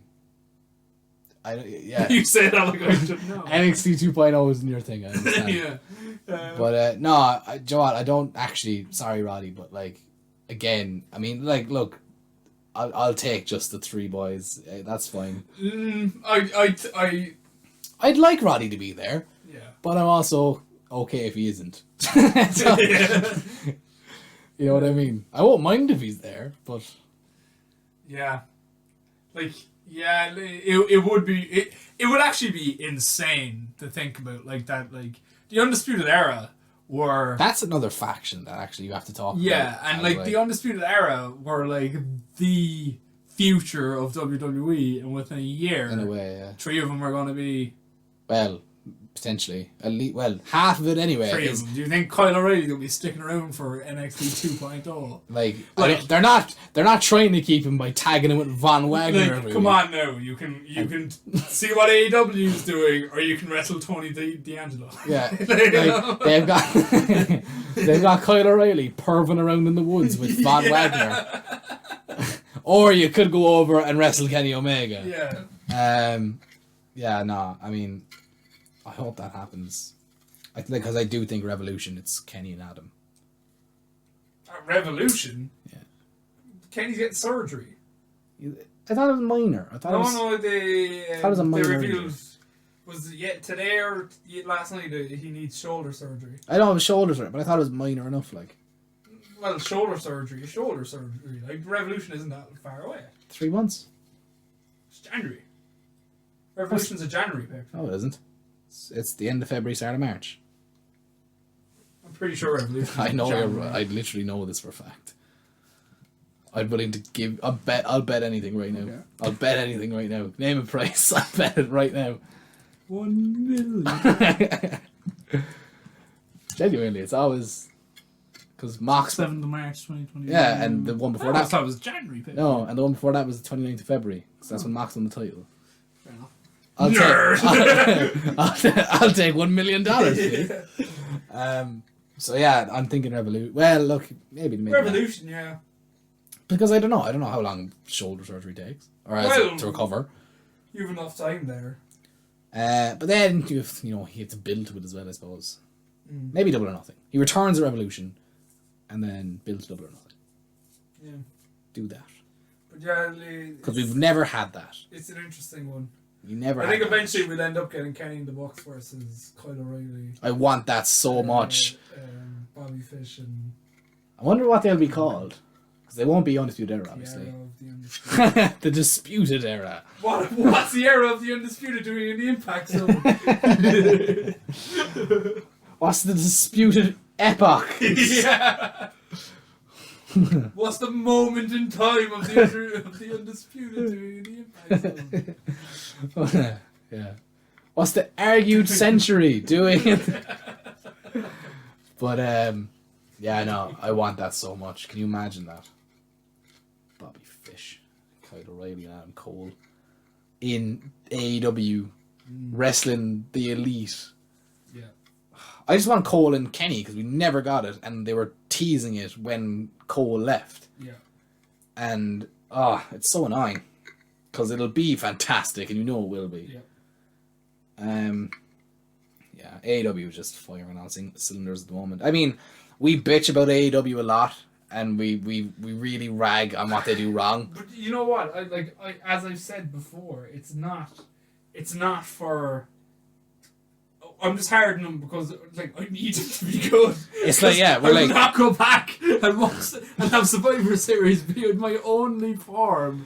Yeah, this is it. We're like strict parents. It's like we're doing this because we love you. We're doing this because we know your your potential. Yeah, we know how well you can do. We hold you to a high standard. Yeah, this is it.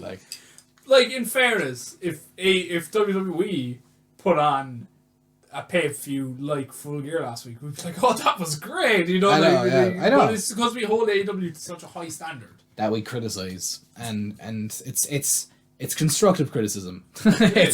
We're not criticizing you because we're like, if you're listening, Tony, we really love you. We love you so much, and you put on genuinely some of the best wrestling. CM Punk, you brought back. He managed it. He did it. And come on, that deserves a medal in itself. But wwhat's this thing with wrestling now, with crowds singing along? Because when Punk wrestled for the WWE, no one ever sang along to. I think it's the AEW thing though. Yeah, it is cool. I do love it. Like, it is class. The singing along to the songs. It ain't. No, it is. It's fun, and like it started with Judas. Judas, yeah. And like Judas. I think it's cause. Do you know what it is? And then there you've Jungle Boys. Yeah, Tarzan Boy. And then do they sing to Where Is My Mind? Oh, it's already That Where's My Mind? They sing Wild Thing. Wild Thing, yeah. But like this is it. This is what it is. The AEW. Put on bangers. Yeah, they're willing to pay for songs. Yeah. Tony Khan's willing to go.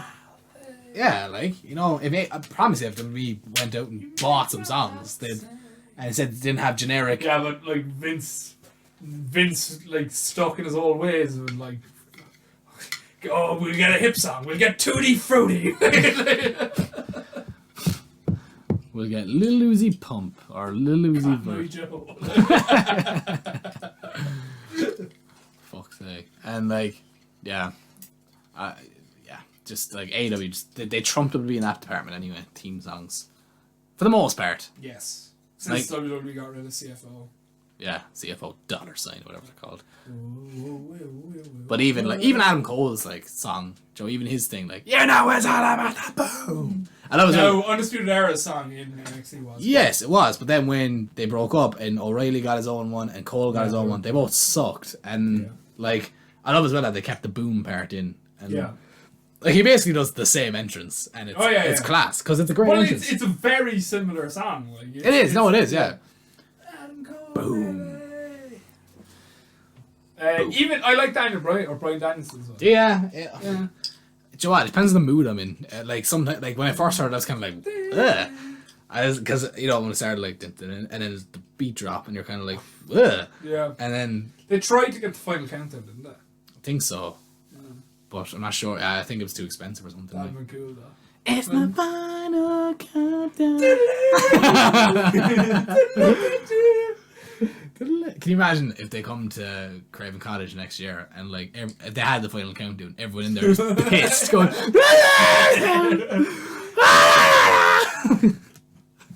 Even Tarzan Boy and all that would be class. Whoa. I just want to hear Cult of Personality. Oh, great song. Darby Allin's song is a good tune as well. You can't sing along to that though. I know, but it's a good tune. I fell asleep. I fell. Just the beat. Standard. It is a great song. Good tune. Joe, it's a great song as well, and it actually goes underrated. Kenny Omega's song, Devil's Sky. Yeah. That is a great. No, it's Devil's. No, Battle Cry. It's called. Battle Cry. Yeah. This is my battle cry over the Devil's Sky. It is an over the top entrance, but I love Cody's song as well. Yeah, it's good. No, it's good. I love Malachi Black's. Yeah. Malachi Black's is cool. His one in WWE was great. His own WWE was excellent. But I think just with the entrance, Joe, when it blacks out and then he's in the ring and then blacks out and he's on the. It's class. Yeah, Joe, I quite like the Lucha Bros song as well. Joe, the new one that they brought out. Oh, the one with the. It's like the rap bit. Yeah. That's quite fun. It's good for like crowds and shit. Because actually, Joe, interesting enough, I was watching Adam Blomby upload a video recently of it was like the top 20 or top 15 or something like that. It's current wrestling themes. Yeah. Wasn't born. You know what? I can't remember. I actually can't remember. He had What would you think the number one wrestling theme is? Are we talking? Okay. In all wrestling or in all wrestling? All wrestling. But surely it would be AEW. Probably. Judas is number one. Oh, Judas. Yeah. Judas is number one. It's probably Judas. I become. Joe, what? Joe, what is a credit to Judas? Is that Jericho had the same theme song for years, and it was so associated to him, and nobody remembered. Like that is it, but no one associates that song to him now. Because when he first started coming into Judas. Yeah. Like it was just weird because like you're so used to. And I'm pretty sure, wasn't the first time he came out as well was in New Japan. New Japan, which is just it was weird. The match against Kenny. Yeah, at WrestleMania 12. But it's a great song. Yeah, it is. It's an absolute banger. It's like because you know what I found as well. There's one of two Fozzy songs I like, and that's one of them. What's the other one? Enemy. Enemy's a good song. I like a few Fozzy songs. I like Painless. Painless is a good song. Enemy. What's Burn Me Out? It's a good song as well. Burn me now. Hold me till there's Their cover of SOS is great. Did you ever listen to that? I think I have actually. Yeah. When you near me, darling, can't you hear me? SOS. But I was gonna say, yeah, like he had Okada's song up there. He said that it was the only New Japan song in the list. I liked Osprey's old one. Elevated. Yeah, Elevated. That's a good one. He doesn't use that anymore, does he? No. There was like a copyright issue. That was a New Japan thing, though. I think he could still use it, but it just I think he just uses New Japan team now. Like yeah, I think he uses something else. Yeah. He had Roman's current song up there. It's okay. Like, it's fine. It's not a banger. Like Nakamura's is still great.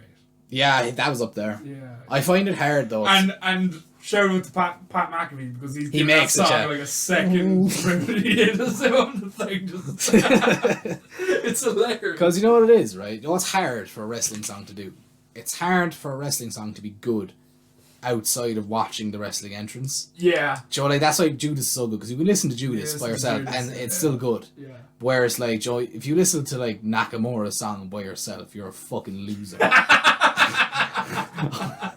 Because it's well, I guess I'm a loser then. No, but like and like Roman's song, like who's listening to he can't listen to that and go, yeah, this is fucking good.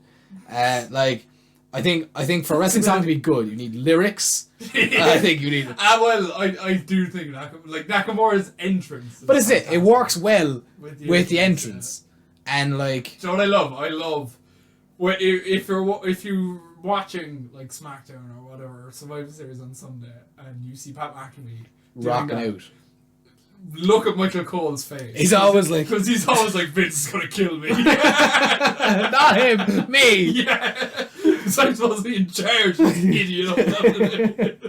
He's like, he's up on the top of the air guitar. And then Rick Boogs comes over and they're just like shredding.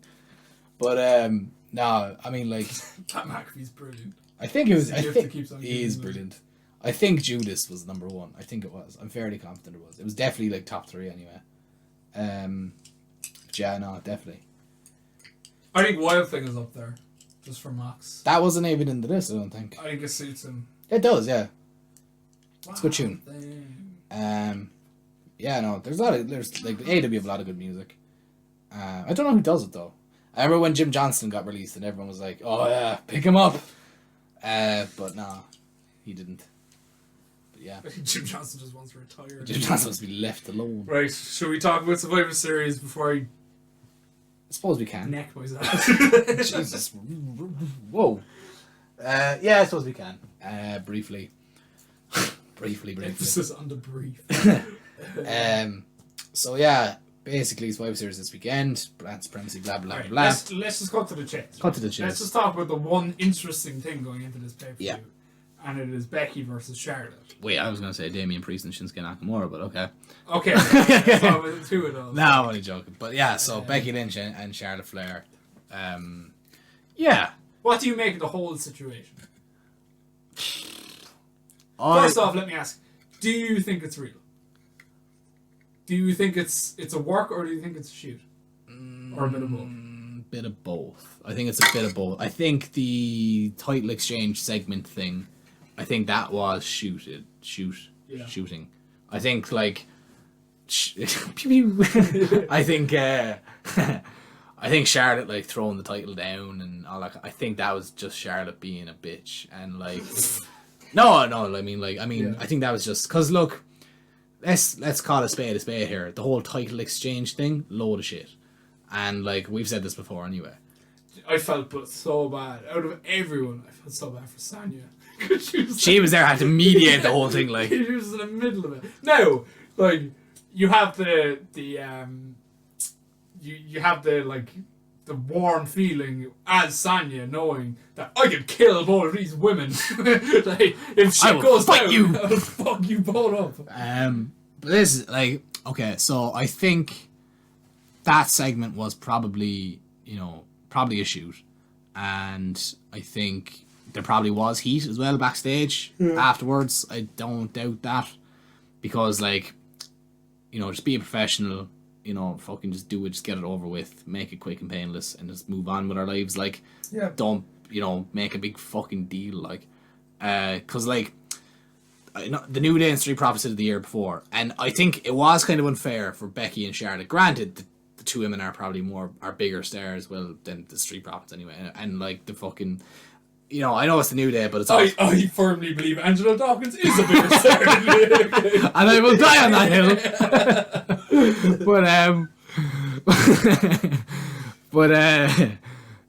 like, I think it was unfair to the women to put them in a big like televised segment that was at least with the tag teams, they did it backstage in a quick little that lasted like 30 seconds. They made this big fucking hoo-ha of this, like, and it's a load of shit. We all know it's a load of shit. It completely negates the whole fucking brand supremacy thing already.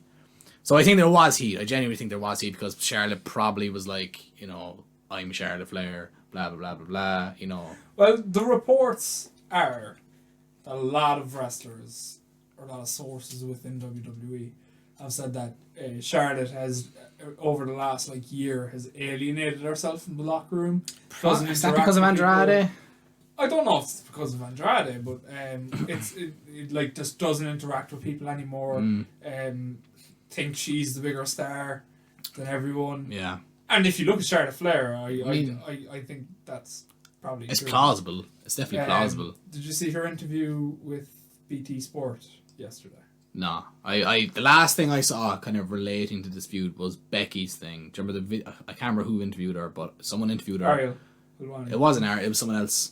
Okay. And they were like, she said like, this is genuine. She has heat. Oh yeah, I saw that. She was like throwing all these like a video. Yeah. She was like throwing all these terms like she has heat, and they're kind of like, she was like skipping questions. They were like, oh, do you not like Charlotte Flair? And she was like, and all this kind of stuff, like, and that was the last thing I saw, and I was kind of like, I feel like she wouldn't be talking about it, like, I don't know.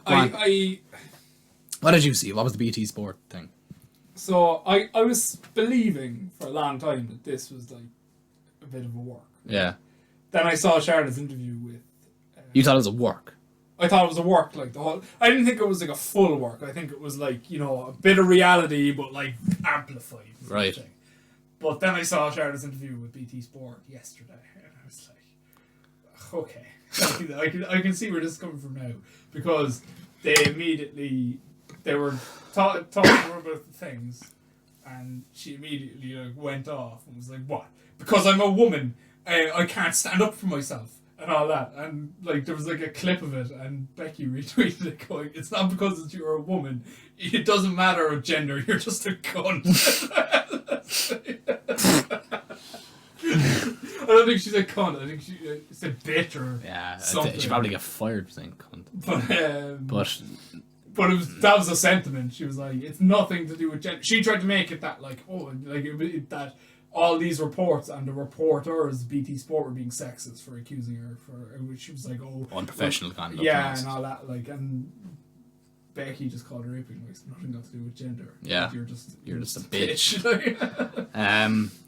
Yeah, see this as well, and like, I think it's WWE taking a shoot segment and kind of trying to work it in their favour, but I do think there is a bit of. When they start beating the shit out of each other on Sunday for real. See, this is it. Like, this is the worrying thing. Like, do you know what I mean? And especially, John amplify, or like, what makes me believe this is more shoot than work. If you go back to that Charlotte Nia Jax match, like that was because like that. And even before that, remember there was an incident with Charlotte and Kairi Sane. Was there? Kairi Sane got like concussed, and Charlotte was like, "Get up!" and like punching her. Oh, and then, yeah. slapping her, and then. Yes, I remember that actually. Yeah. Because I remember being like, "Fucking hell!" Yeah, relax. They're slapping the concussed person. So that would, like, especially just the fact that the Nia Jax match was. I still find that so funny. Nia just popped her straight in the face. Yeah, cause that's. It what's so funny about it is she was like, don't, and then Charlotte took those and far down and just went, fuck it. Threw her hands like fucking Floyd Mayweather. She threw faster rights than fucking I can see. Boom, boom, It's like boom. bloody fucking Katie Taylor in the ring. But nah, so like the fact that incident was so close to this just makes me believe that Charlotte, There's something to it. there's something going on there, and the fact that they took, like, Charlotte hasn't been on telly or wasn't on telly for like 2 weeks after the title exchange thing, and they took her off media and all this kind of shit, like, and yeah, like, I think what will happen at Survivor Series, you hope things go to plan. I mean, obviously you don't want Charlotte to go up there and just fucking start stiffing Becky and, you know, whatever, like. This will either be a fantastic match or it'll be an shit absolute show. shit show. Car crash fucking match. Car crash. Like, because what I think will happen is they'll go out and Becky will beat her clean as a whistle. Do you think Becky's going? I think Becky wins clean as a whistle to I think punish. it would be absolutely on point with WWE to have Charlotte beat Becky clean. Do you think still? Charlotte. I know, but like, in all fairness, like, They'll see on Twitter, oh, Rick got angry, we can't win. Rick's angry, oh no! because I think I The guy who corners air hostess on planes, we can't displease Rick, oh no! see, this is it. Like, it gets to a point like, no one, like, everyone is expendable. Do you know what I mean? Like, no one has absolute. Now there. Yeah, like, no one has absolute immunity anymore. Do you know what I mean? Like, Roman does. if Roman cornered an air hostess in the morning, Well, no, I'm not talking about that, no. I thought you meant, like, to go out and say and do whatever they want. no, but not even that. Not even go out and say and do whatever. Roman went out and on SmackDown and basically said, Raw sucks. No, that's not my point. My point is, like, Roman can't go backstage and act like an absolute But prick. see, that's and, what like, makes Roman, because Roman... Roman's a professional. Yes, and that's why Roman's allowed to do what he does, because Cena was like that. Yeah. Like, Cena was able to get away with stuff because Cena wasn't a dick. Yeah. Like, he you can't be Charlotte Flair on Brock telly. saying, like, Yeah. they're not dicks. You can't be Charlotte Flair out on, like, just go out and be like, you know, whatever, and then go backstage and still be Charlotte Flair. Yeah. You have to go backstage and be Ashley Flair now and be a fucking human being and, like, actually be, you know, respect your co-workers and realize that you live in a fantasy. Yeah. Everything you do is written by someone else. Yeah. Like, get over your fucking self. Pass the belt over and just fucking move on. But, like, yeah, like that. I think it's half worked, half shoot. It'll be interesting Sunday because, you know, is it going to be car crash? Is it going to be good? It's hard to say. Yeah. I hope it's good. I don't want it to be a car crash. But yeah, and then I suppose the other thing of interest on Survivor Series is Roman and Big E, which, you know, but the thing is, it's not even that interesting. It's just because it's Roman and Big E, but, like, it's just a nothing match because you have two world champions who are going to face each other, and one is going to lose. Yeah. And one is going to halt momentum, and it's not going to be Roman. Like, Roman has been building for a year and a half. Big E's been champion for 2 months. Yeah. Do you know what I mean? Like, Big E's taking the loss here. Probably not clean. We'll probably get, like, Usos interfere or something.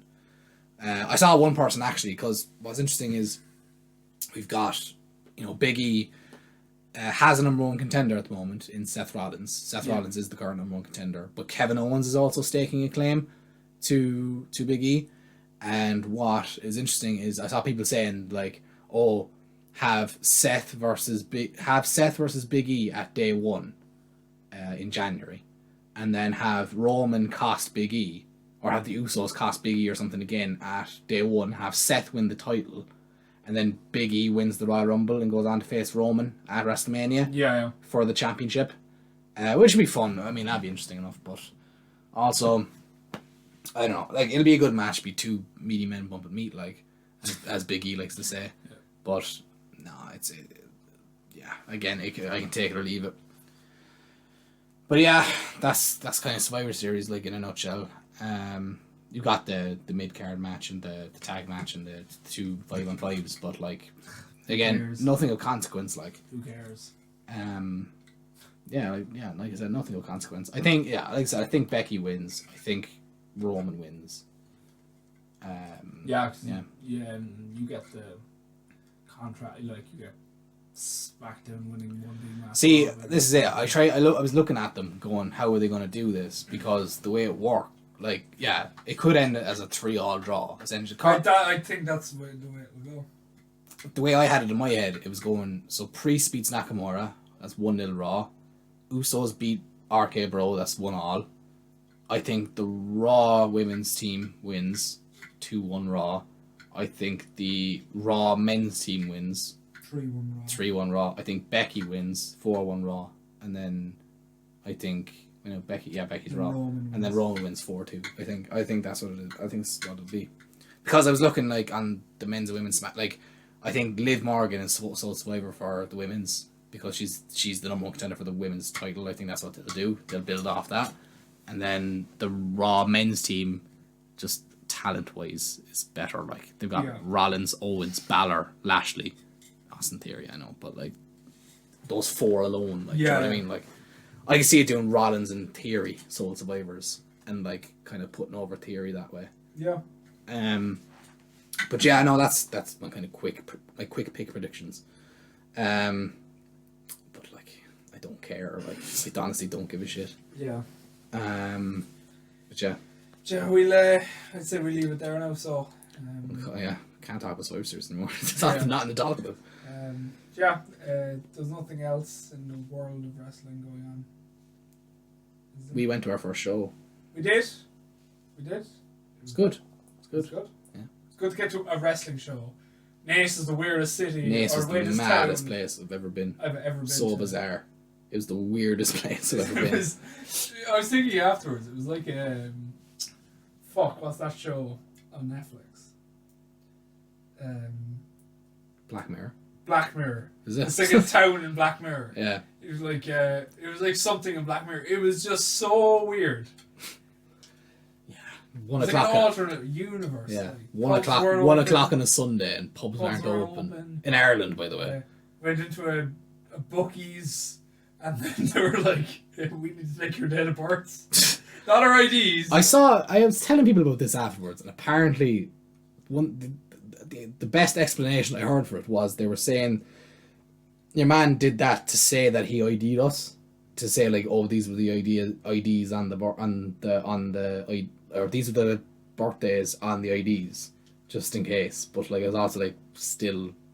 It's weird to ID someone in a Buc-ee's, especially if you do not look young, which we don't. We look our age, like, and also we used the automated machines. Yeah, our bets were placed. We had our money spent. No. Give it back. And like that, and like Joe, it's not like Joe, we're buying alcohol and like consuming alcohol and being pissed in the street. We were placing bets on that might not come through, and we might not necessarily win anything. Do you know what I mean? It's kind of different, like. But like, if we show you, we showed him ID.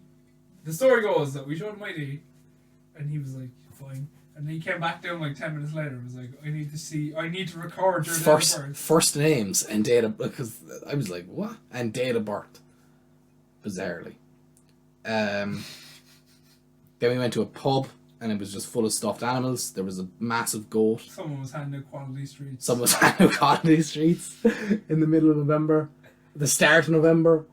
And then we were walking to the venue. I found a €5 note. You found a €5 note, but remember the kid who just ran over and screamed at your Yeah, he ran up, his tiny little kid ran up and just screamed at me. And I was just like, what the fuck? Saw a guy walk around in a full suit on a Sunday. Yeah, like, where are you going? Like, it was, but not like a wedding suit, it was like a work suit. The only explanation I had for that was that there was a suit shop, like, couple of... Maybe. Strides down, then worked in the suit shop. Yeah, then I found a €5 walking up to the venue, which was in a theatre. And, like, there was a full-on foyer, and, like, you go in and the ring is where the stage is. Yeah, it was weird. The wrestlers come out from behind you. They were selling WWE and AEW merch. And I was gonna, like, I bought a raffle ticket. They were doing a raffle, and I bought a raffle ticket with the €5 I found. And two of the prizes were family pass panto tickets to the panto in Naas. And I was like, Go back up to this. I was like, please God, don't let me win. And I think both tickets were the ones sold after and before. You, yeah. So like you were. But the skin of my teeth, I missed that. Yeah. So yeah, no, it was a fun show. It was good to get to a show, but it was just good to go to a wrestling show. It was an experience overall. Yeah. We're going to another one in 2 weeks' time. Yeah. Thankfully, Phoenix. Yeah, it's not that far away. Thankfully. Thankfully, it's a stone throw away. It's a leisurely walk. It's what it is. Yes. Yeah, it's right by the Marina Market as well, so we can we'll be frequenting the Marina Market first, and I'm going this weekend actually. Oh yeah. I haven't been in a while. I want to go back. They have this like chicken place now. Voulez-vous? Yeah. I got it. Yeah, it's good. It's good. Yeah, it's legal. It's like the chicken's like it's like Japanese chicken. Yeah. I heard it's like Korean barbecue. It's really good. It's really good. They do like a King Creole. It's really tasty. I'd get that. Or they get tenders. Yeah. Clyde loves tenders. But Voulez-vous was good. Shout out to them. But so we have another show coming up on the 3rd. Was it the 3rd? Fourth. No, 3rd. I'm going out on the 4th. It's the 3rd because all my assignments are due that day. So like I need to get everything done. It's our first bring your own beer show as well. So which that'll be interesting. And I still haven't decided what beer I'm actually going to bring. Or how much. Because this is it. Like you'd say bring your own beer, but like what's like you're leaving the responsibility up to a bunch of people who are going to bring their own beer. So what are they? Do you know what I mean? You know someone's going to rock up with like a slab yeah, and be just sculling cans. Very good. I was like, we were lobbing cans in the Ring of Martina, going, "Go on!" When we went to the Independence Festival, there was like a guy. We were camped up in our tent. It was like the Sunday night. Yeah. And there was a guy, and he came over, and he's like, "Oh." He's like, it was like towards the end of the night. He's like, "Oh, guys, like I have a load of excess beer there. Do you want some?" Excess beer. Like, like we were thinking, like, oh, he's just, it's like towards the end of the festival, like he's just trying to get rid. So we were like, yeah, bring him over. And he sat down and had a can with us, and we were drinking. We were all drinking this guy's beer away.